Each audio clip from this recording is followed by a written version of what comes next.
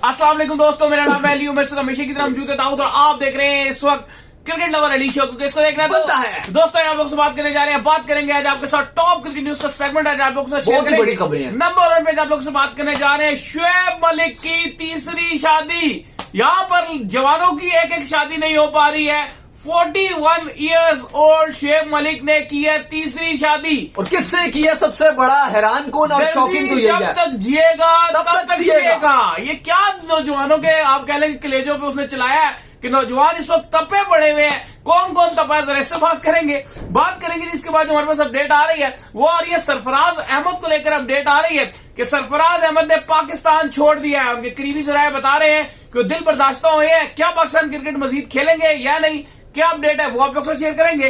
बात करेंगे इसके बाद न्यू चेयरमैन के हवाले से। कल रात को जका अशरफ भी छोड़ गए हैं, क्या स्टोरी बन रही है, अब नया चेयरमैन कौन आ रहा है उनकी जगह वो आपको बताएंगे।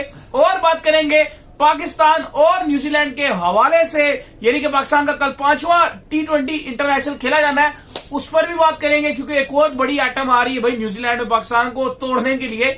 फिन एलन कम था और ये एक और आ रहा है। क्या इस मैच के भाई सुबह सुबह खेला जा रहा है, बताएंगे और क्या तब्दीली हो सकती है वो आपको बताएंगे। और बात करेंगे अंडर 19 वर्ल्ड कप को लेकर, जहां पर आज पाकिस्तान ने अपना पहला मैच अगेंस्ट अफगानिस्तान खेल लिया है। क्या बना है उसका वो भी आपको बताएंगे। तो अगर आप हमारे चैनल पर नए पहली बार आए, चैनल को अभी सब्सक्राइब करें, साथ में पहले ना भूलिएगा। तो बात का और आज पूरे पाकिस्तान में यूट्यूब बंद हुई हुई है, इंस्टाग्राम बंद हुआ है, फेसबुक बंद हुई हुई है, पता नहीं वो डाउन हुई हुई है, बिल्कुल भी ना होने के बराबर चल रही है। तो बहरहाल प्रॉक्सी लगाकर जो है वो काम चला लीजिएगा। हमें भी बड़ी मुश्किल हुई है शो करने में, थोड़ा सा इसलिए लेट भी अपलोड हो रहा है, तो आप भी कुछ जो है वो काम शाम चला लीजिएगा। खैर जी, बात का आगाज करते हैं नंबर 1 खबर के साथ। तो दाऊद साहब शोएब मलिक ने चला दी है जवानों के दिल पर छुरियां, दर्दी जब तक जिएगा तब तक सिएगा। इस जुमले में कितनी सदाकत है। देखिए, आज तो शोएब मलिक ने T20 में भी 13,000 रन मुकम्मल कर लिए हैं और पहले एशियन बल्लेबाज बने हैं जिसने T20 में 13,000 रन बनाए हो, और दुनिया के दूसरे बल्लेबाज बन गए जिसने T20 में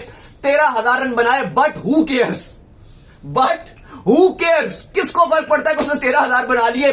जो शोएब मलिक ट्रेंड कर रहे हैं पाकिस्तान में, पाकिस्तान से बाहर इंडिया में, हर जगह सिर्फ और सिर्फ शोएब मलिक ट्रेंड कर रहे हैं। और वजह यह बनी कि शोएब मलिक ने एक्ट्रेस, पाकिस्तानी फेमस एक्ट्रेस, जहां मुझे लगता है कि हर पाकिस्तानी लड़के का कभी ना कभी वो क्रश रही होंगी, सना जावेद, उनके साथ शादी कर ली। लेकिन अली साहब हैरान कुन तौर पे बहुत चीजें हुई हैं। चलो, उन्होंने आज शोएब मलिक ने इतना खामोशी ये सब किया, और जब सुबह सुबह उन्होंने सोशल मीडिया में दोनों ने, सना जावेद ने और शोएब मलिक ने, अल्हम्दुलिल्लाह और करके जो है वो एक तस्वीर डाली जिस पर वो दोनों दुल्हन दूल्हा बने हुए थे, तो सब लोग परेशान हो गए। 2 सवाल थे, एक ये कि सानिया मिर्जा किधर है और उनकी क्या स्टोरी है वो भी आपको बताते हैं। दूसरा सवाल कि जो सना जावेद के जो हस्बैंड थे, जो सन 2020 में शादी हुई थी, उमैर जायसवाल, जो बड़े फेमस हुए थे सिंगर भी और बाइक शाइक में बड़ा घूमते रहती हैं, वो दोनों कहां पर है? क्योंकि दोनों की कोई डाइवोर्स की अपडेट नहीं थी। ना उमैर जायसवाल से कब हुई ऑफिशियली डाइवोर्स, ना उसकी अपडेट थी, ना सानिया मिर्जा की कब डाइवोर्स हुई शोएब मलिक से, ना इसकी अपडेट थी। बस देखा तो अलग अलग वो दुल्हन दूल्हा थे, और जब हमने देखा तो साथ शोएब और सना जावेद दुल्हन दूल्हा बने हुए थे। एक बात तो है कि शोएब मलिक ने जब भी शादी किया, मीडिया की टीआरपी और मीडिया को और फैंस को हिलमिला दिया। अच्छा, पहली शादी नहीं है ना, ये तीसरी शादी है भाईजान। आयशा के साथ हुई थी, आयशा के साथ इंडिया में की सन 2002 का। दूसरी शादी फिर इन्होंने जो है वो इनके साथ की, क्या कहते हैं, सानिया मिर्जा के साथ। और तीसरी शादी अभी हुई। ये डिवोर्स की बातें हमने आपको काफी अर्सा पहले भी रिपोर्ट। अच्छा, ये जो आप बता रहे हो ना, चल रही थी इतने टाइम से, पहली शादी की आप बात करो आयशा की, वो इंडियन मीडिया से ही निकली थी। वो ऐसा नहीं था कि कोई रजिस्टर्ड शादी थी या सामने आ गई हो, वो इंडियन मीडिया से ही निकली थी शादी। फिर शोएब मलिक ने करार किया और फिर वो होने नहीं दे रहे थे शादी। बहरहाल बड़ा कंट्रोवर्शियल सीन चला था। लेकिन पहले आपको सानिया मिर्जा की बात बता देते हैं, फिर आपको उमैर जायसवाल का भी बताते हैं। जो अपडेट ये थी कि शोएब मलिक और सानिया मिर्जा की 1 साल से तकरीबन जो है वो इनकी लड़ाइयां चल रही थी और फैसला कर चुके थे। फिर एक बार आई के हो गया, फिर इनका फैमिली भी गई दुबई एकदम, चलो वो बात की बात है ना। लेकिन पहले फिर वो सानिया मलिक शो आ रहा था, फिर वो भी मिर्जा मलिक के नाम से शो आ रहा था, फिर वो भी इन्होंने किया। फिर कहानियां इनकी खराब हो गई, फिर दोस्ती हुई, फिर लड़ाई हुई। लेकिन फैसला ये हुआ है कि दुबई में जो इनकी फैमिलीज की भी मुलाकातें और मिलकर फैसला कर लिया गया था कि अलहदा होंगे। जो इनका बेटा है अजहान उसका नाम है, तो फैसला यही किया गया था कि उसकी मिलकर दोनों परवरिश करेंगे, दोनों उसको टाइम देंगे। दुबई में मीटअप भी करवाया जाएगा जब भी शोएब मलिक चाहेंगे, और जो उसका खर्चा वगैरह और जो इस तरह की चीजें होंगी दोनों मिलकर करेंगे। तो यही फैसला किया गया। और फिर बाहिमी तौर पर काफी चीजें इनके हवाले से रिटर्न लिखी गई कि ये प्रॉपर्टी, ये वो, ऐसे करेंगे वैसे करेंगे। सब चीजें रिटर्न हुई और फिर इन्होंने मिलकर डाइवोर्स ले ली। क्योंकि लोग इंडिया में स्पेशली सानिया मिर्जा से बहुत ज्यादा कंडोलेंस की जा रही है, इस हवाले से बहुत ज्यादा सिंपैथी उनको दी जा रही है कि शोएब मलिक ने बहुत गलत किया, आपने इतना स्टैंड लिया, आपने पाकिस्तानी लड़के से शादी की। हाँ, लेकिन ठीक है, वो उनके पर्सनल मामले हैं, लेकिन आपको बात माननी पड़ेगी कि उन्होंने शादी किया, कोई गुनाह नहीं किया, कोई गलत काम नहीं किया, ये भी आपको देखना पड़ेगा।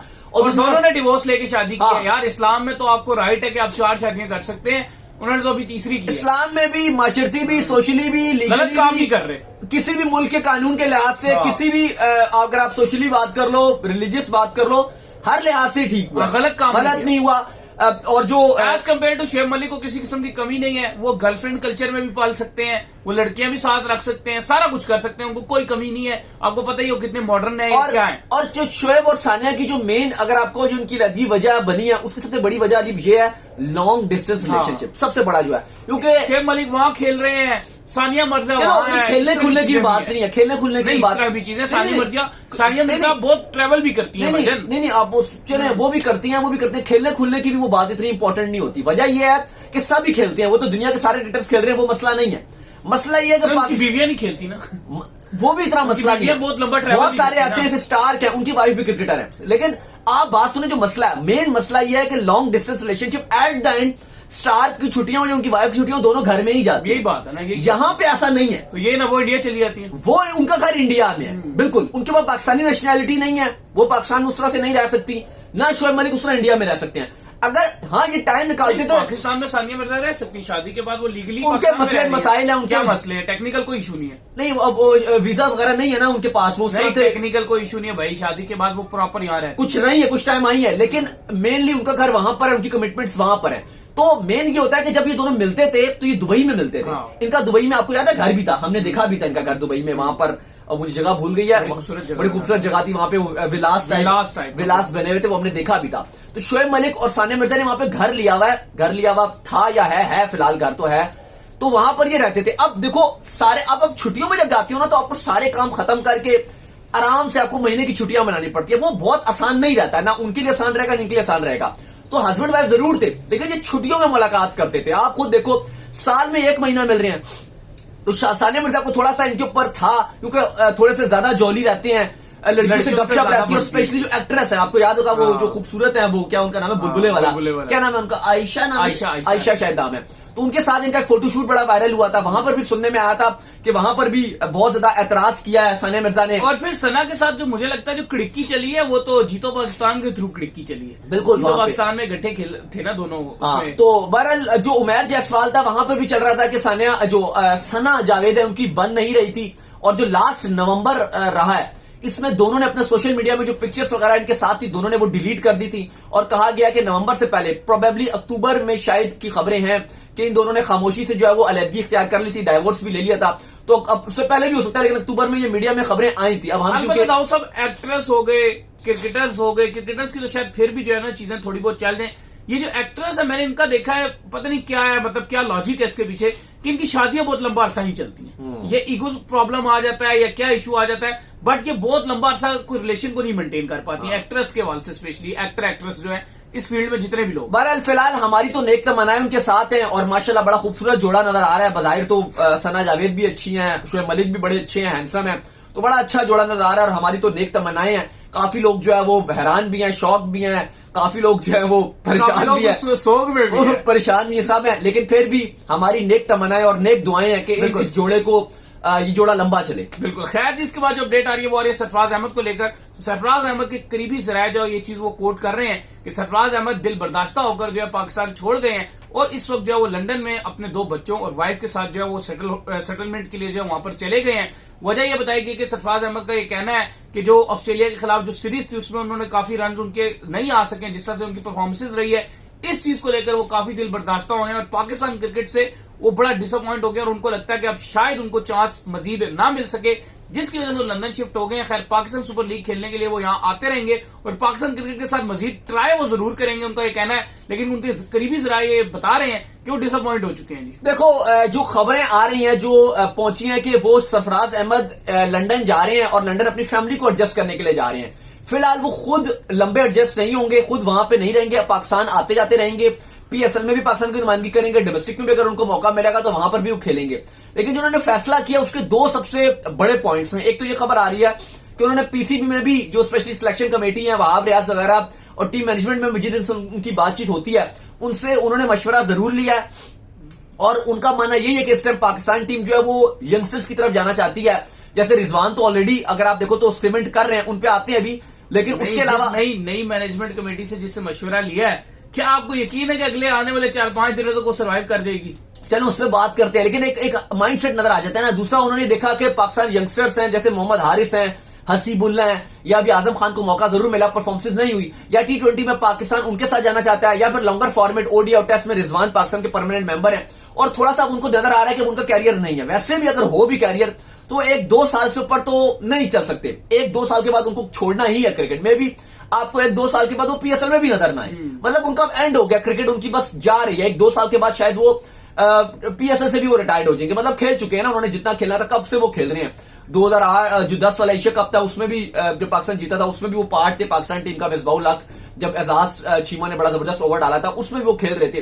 तो बहुत टाइम अब उनको हो गया, बहुत लंबा उनका कैरियर रहा है, तो अब उनको नजर आ गया कि पाकिस्तान टीम उनकी जगह नहीं बन रही, तो उन्होंने अपनी फैमिली को अभी वहां शिफ्ट किया, वहां पे घर लिया। कुछ खबरें ये आ रही हैं कि लंदन में उन्होंने घर लिया है, अपने जो उनका बच्चे हैं और जो फैमिली वगैरह अपनी मदर वगैरह उनको वहां पे वो शिफ्ट कर रहे हैं, फिर वो वापस आ जाएंगे, पीएसएल वगैरह खेलेंगे और आते जाते पाकिस्तान रहेंगे। फिलहाल अभी उन्होंने अपना फैसला नहीं किया, यानी कि ओबियसली 2-3 साल बाद वो लंदन ही शिफ्ट हो जाएंगे, लेकिन फिलहाल 2-3 साल वो भी पाकिस्तान में ही रहेंगे, आते जाते रहेंगे। छुट्टियों में जब ऑफ सीजन रहेगा तो वहां चले जाएंगे, जब क्रिकेट होगी यहां पर तो यहां रहेंगे।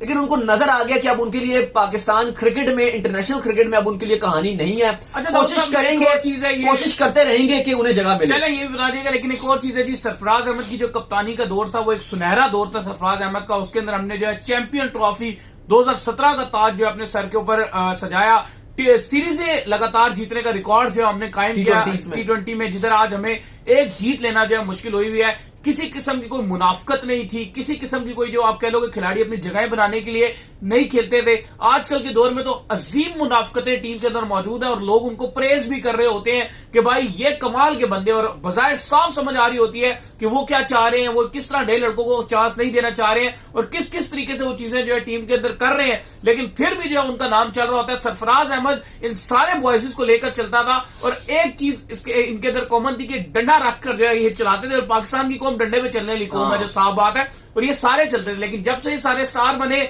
इन सब ने सरफराज को इग्नोर किया। मानते हैं सरफराज की कोई परफॉर्मेंसेस नहीं थी, लेकिन कैप्टन ना बाबर सरफराज के लेवल का था, ना शाहीन सरफराज के लेवल का, कैप्टन सरफराज था भाई, और उसने उस टाइम में इन सबको खिलाया जिस टाइम इनको कोई नहीं जानता। और देखो चैंपियंस ट्रॉफी उस टाइम जितवाई आपको जब आपका कोई भी टीम में बड़ा स्टार नहीं था, एक भी पाकिस्तान टीम में स्टार बड़ा नाम नहीं था, बड़ा नाम नहीं था, कोई स्टार नहीं था, मलिक हफीज भी थे, वो भी नॉर्मल थे। लेकिन बहरहाल कहानी चल रही है कि सरफराज अहमद फैसला कर चुके हैं, मेरे ख्याल से ठीक है। वैसे भी अब उनका एंड है, पीएसएल में भी अब जो कोयटा ग्लैडिएटर्स है वो भी खबरें आ रही है, असल में उनकी तरफ से भी उनको आसरा नहीं है ना, वो भी चाह रहे हैं कि अपना कप्तान मूव ऑन करें। अगर इस एडिशन में सरफराज ने कप्तानी कर ली तो आप समझो ये आखिरी इवेंट होगा, और यू नेवर नो कि इसमें मिड में अगर परफॉर्मेंस अच्छी ना हुई तो इस सीजन के मिड में ही सरफराज को कप्तानी से हटा भी दिया जाए, और अगर कर ली तो ये आखिरी सीजन है सरफराज की कप्तानी का। उसके बाद या तो कोयटा ग्लैडिएटर्स उनको ऐसा विकेट कीपर खिलाएगी, या हो सकता है कि शायद इस बार कोयटा अगर वो अगले एडिशन में सरफराज खेलना चाहें तो उनको रिलीज कर दिया जाए कि भाई कोई और टीम ले ले, और फिर शायद उनको अगर कोई भी पिक ना करे तो उनका फिर पाकिस्तान से दी एंड, डोमेस्टिक खेलते भी रहेंगे तो कोई मकसद नहीं बनेगा उस खेलने का, तो फिर बेहतर उनको भी नजर आ रहा है कि वहां पर जाके कुछ बेहतर कुछ अपॉर्चुनिटी ले। यंगस्टर्स भी काफी आ चुके हैं आपके पीछे हसीबुल्ला है, उसके बाद मोहम्मद हारिस है, बीच में आजम खान भी नजर आ रहे हैं, आप दे रहे हैं, तो अब यंगस्टर काफी है। और सबसे बड़ी बात यह है कि जो उनका स्ट्रॉन्ग कंपटीटर है उसने अपनी जगह बहुत जबरदस्त पक्की की है। रिजवान की मैं बात कर, अच्छा अली साहब अगर आप ये बात कर रहे हैं तो कल पाकिस्तान का T20 मैच खेला जाना है, लेकिन मोहम्मद रिजवान साहब आए थे कल प्रेस कॉन्फ्रेंस में, 90 रन उन्होंने जरूर खेले थे, लेकिन कल उन्होंने जो बात बोली है काफी ज्यादा पाकिस्तान में क्रिटिसिज्म उनको झेलना पड़ा है। उन्होंने कहा कि मन पसंदीदा जोड़ी है अवामी जोड़ी, बाबर रिजवान की उन्होंने कहा कि मेरी और बाबर की अवामी ओपनिंग जोड़ी थी, ये खत्म करना पाकिस्तान टीम को हर्ट किया। और भाई मुझे ये सिंपल सा एक बात का आंसर दे दो, ये जो अवामी जोड़ी थी ना, ये हर दूसरे ओवर के अंदर 4 से 4 T20 में इन्होंने खेल लिया, हर दूसरे ओवर के 1.5 ओवर 2 ओवर 3 ओवर में मिडल तो बेचारे ने कुछ खेला ही नहीं, 1.5-2 ओवर के बाद ये अवामी जोड़ी मैदान में आ गई थी। और दूसरी बात ये बताओ कि ये अवामी जोड़ी के इलेक्शन में सिलेक्ट हो गया, ये अवामी जोड़ी, अवामी पसंद, अवामी, ये कैसी बातें कर रहे हैं? ये दोनों इलेक्शन में खड़े थे कि अवाम ने पसंद से वोट दिए। अवामी जोड़ी की बात करते हैं ना, जितने पसंदीदा अवाम के शर्जील है ना, इतना कोई भी नहीं था। शर्जील फखर, शर्जील और फखर की जोड़ी अवामी पसंदीदा थी, कभी बनने ही नहीं दी गई। आज भी देख लो कि आमिर के हवाले से आज भी कोई पोस्ट करता है तो लोग क्या लगे होते हैं आमिर को लेकर। अवामी पसंदीदा तो फिर आमिर था, जिस तरह के हालात उसके थे उसने तो चलो खुद ही छोड़ दिया। अवामी पसंद से नहीं चलती यहाँ पर चीजें, ये प्रोफेशनल टीम है, या प्रोफेशनल लिहाज से चला जाता है। अवामी पसंद। दूसरे ओवर में तो तुम आ गए, पिछले मैच में तुमने पूरे 30 ओवर खेले, सारे मैचेस में पूरा मौका मिला। रिजवान को भी पावर प्ले में मौका मिला। बाबर रिजवान की जोड़ी हर मैच में बनी है ऑलमोस्ट। और भाईजान वो पता है क्या करते हैं, एक एक हुक्म का इधर फेंकते हैं, इधर फेंकते हैं। मैं आज चैलेंज लगाकर कहता हूँ, ये वीडियो है ना, यहाँ पर इसको सेव कर लो। रिजवान को बचे इतने ही अगर आपके अंदर सत्तू है ना, और इतना ही आपके अंदर पावा है ना, तो जो यंगस्टर के साथ आप हरकतें करते हो ना, आप जरा चौथे पांचवें नंबर पर जाकर T20 में खेल कर दिखाओ, मैं देखूं एंड हो जाएगा। और भाई आप तो ओडीआई में पांचवें नंबर पर रोना शुरू हो गए थे। ओडीआई में आपने आके बकायदा बयान दिया कि मुझे चौथे नंबर पर खिलाया जाए। हमने भी आपको कहा कि ठीक है खिला दे यार इनको चौथे नंबर पर, आप तो वहां पर रो रहे थे। और यहां पर आप एक नए आने वाले बच्चे से मुतालबा करते हो, यंगस्टर से, कि तू चौथे पांचवें नंबर पर आकर खेल। नहीं, आप देखो ज्यादती कितनी किया आपने। 4th T20 में साहिबजादा फरहान जो ओपनर है, रगड़ दिया ना उसको आपने, उसको कम बैक, मैं तो बल्कि डेब्यू बोलूंगा उसका। कम बैक डेब्यू बहुत ही मुश्किल होता है कि आपको एक आध मैच खिला के आपको बाहर कर दीजिए, फिर आपको 3-3 साल बाद मौका मिले, वो बहुत मुश्किल काम होता है। तो आपने एक डेब्यू कमबैक पे एक लड़के को जो आ रहा है, न्यूजीलैंड की सीरीज में आपने मौका दिया, और किधर नंबर 5 पे, नंबर 5, मतलब इससे ज्यादा ज्यादती कभी हो ही नहीं सकती साहिबजादा फरहान के साथ कि वो नंबर 5 पे खेल रहा है। ओपनर बल्लेबाज है, फखर जमान 4 पे खेल रहा है, जिसने वर्ल्ड कप में, अगर एक बंदा जिसने आपकी नाक रखी थी ना, अगर आपने वर्ल्ड कप की जो बड़ी अचीवमेंट है वो बेंगलोर में चिन्ना स्वामी स्टेडियम में न्यूजीलैंड के साथ 400 चेस करवाया था। वो 400 जो उसने चेस किया था ना रिजवान साहब, वो आपके होल कैरियर में भारी है। नहीं, अब पूरे कैरियर में आपके पास एक ऐसी इनिंग मौजूद है जो उसने वो 400 चेस किया था। सबसे ज्यादा पाकिस्तान की तरफ से हाईएस्ट इंडिविजुअल स्कोर किसका है? फखर का। सबसे ज्यादा 200 किसने मारे हैं? फखर ने। साउथ अफ्रीका के अगेंस्ट जो वांडरर्स में उसने इनिंग खेली थी भाई, 193 की जो इनिंग थी, जिसमें डिकॉक ने जो फेक रन आउट किया था, उस पर उनको करने के किया था, और वो आप कह लो कि वहां रोला हो गया था। वो आप देख लो, आप देखो वो किस तरह की इनिंग थी। और फखर जमान की जो इनिंग्स नॉक उन्होंने खेली है, नॉक्स, वो कमाल है। मतलब आप ज्यादती कर रहे हो उसको, अगर आपने T20 में फखर जैसे प्लेयर को ओपनिंग नहीं करने दे रहे आप, मतलब इससे बड़ी कोई ज्यादती हो नहीं सकती है। तो ये बहुत ही अजीब बात है कि उन्होंने कहा जी कि देखो, फिर अगर अवामी जोड़ी होती तो फिर तो बाबर और फखर की जो जोड़ी थी, पाकिस्तान को T20 में सबसे ज्यादा जो सक्सेस मिली है विनिंग रेशियो के पॉइंट ऑफ व्यू से, वो बाबर और फखर की जोड़ी थी। क्यों? एक एंड से फखर अटैक करते थे, एक एंड से बाबर गेम को लेकर चलते थे, और बाबर जो T20 में नंबर 1 बने थे, वो उसी टर्नओवर में बने थे 2-3 साल जो बाबर नंबर 1 रहे थे। ये बातें वो फखर और बाबर की जोड़ी थी। इनसे 1000 गुना, रिजवान से 1000 गुना अच्छा ओपनर बाबर है। हाँ, एज कंपेयर ओपनिंग की मैं बात कर रहा हूँ। ओपनिंग में बाबर के लिए जो एंड रहता है कि वो रिजवान दूसरे एंड से बहुत रोकते हैं, तो प्रेशर डालता रहता है। आगे चलें। खैर, इसके बाद जो अपडेट आ रही है वो आ रही है न्यू चेयरमैन को लेकर। तो कल आपके जो ज़का अशरफ साहब हैं वो रिमूव हो गए, खुद ही उन्होंने जो रिजाइन कर दिया। बहुत अच्छी बात है, पाकिस्तान क्रिकेट के लिए डिजास्टर ही था जितना अरसा वो रहे हैं।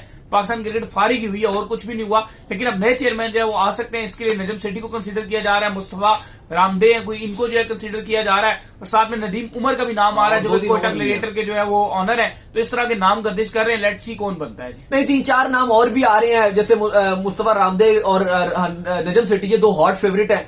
नजम सेठी और मुस्तफा रामदे ये बहुत ही हॉट फेवरेट है।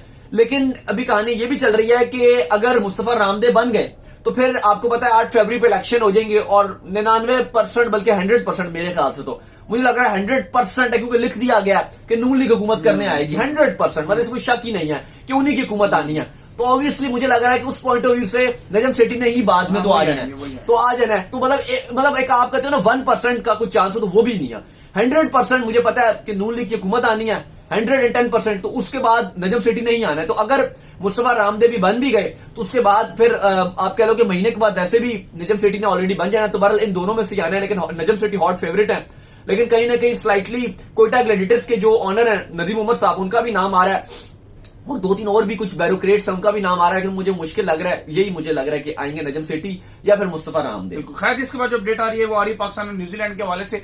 और अपडेट ये आ रही है जी पाकिस्तान और न्यूजीलैंड को लेकर कि इनका 5वां T20 जो कल खेला जाना है, इसके अंदर एक शख्स की कमी थी न्यूजीलैंड की तरफ से, जिसके बारे में मैंने पिछले वीडियो में बात की थी कि रचिन रविंद्रा फिन आइलैंड तो तोड़ है, रचिन रविंद्रा पता नहीं कहाँ गुम है। तो दाऊद साहब वो भी वापस आ रहा है, रचिन रविंद्रा, वो भी तोड़ेगा। सचिन रविंद्रा को छुट्टियों में भेजा हुआ था क्योंकि काफी क्रिकेट वो खेलकर आ रहे थे, तो न्यूजीलैंड क्रिकेट बोर्ड चाहता था कि वो आराम करें, लेकिन मैनेजमेंट है वहां पे। बिल्कुल, तो 50-20 के लिए डैरिल मिचेल को बाहर कर दिया गया ताकि वो आराम करें। काफी उन्होंने अच्छी क्रिकेट उन्होंने भी खेली हुई थी, तो सचिन रविंद्रा अब उनकी जगह रिप्लेस कर रहे हैं और पॉसिबल है कि कल वो 11 में भी खेलेंगे। मैन इन फॉर्म है।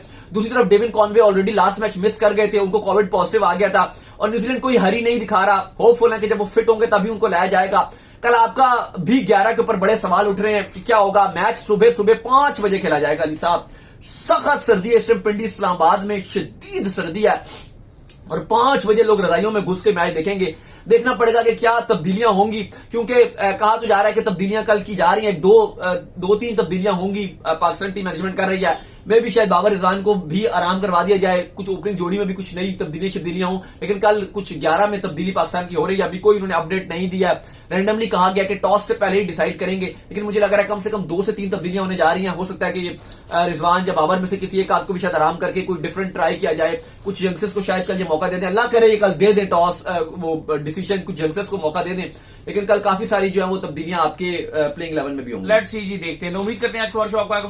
वीडियो को लाइक कीजिए, हमारे चैनल को सब्सक्राइब कीजिए, साथ ही बेल आइकन को बजाइए और एक और काम कर लीजिए और वही कर लीजिए कि आप जो इंस्टाग्राम में मुझे फॉलो कर लीजिए। यहाँ पे मैं मौजूद हूँ, दाऊद क्रिकेट के नेम से। अगर आपको किस सवाल हो तो भेजिएगा और उनको भी फॉलो कीजिए। क्रिकेट लवली ऑफिशियल के नाम से लिंक डिस्क्रिप्शन में मौजूद है, फॉलो कीजिए। अल्लाह हाफिज़, बाय, ख्याल रखिए।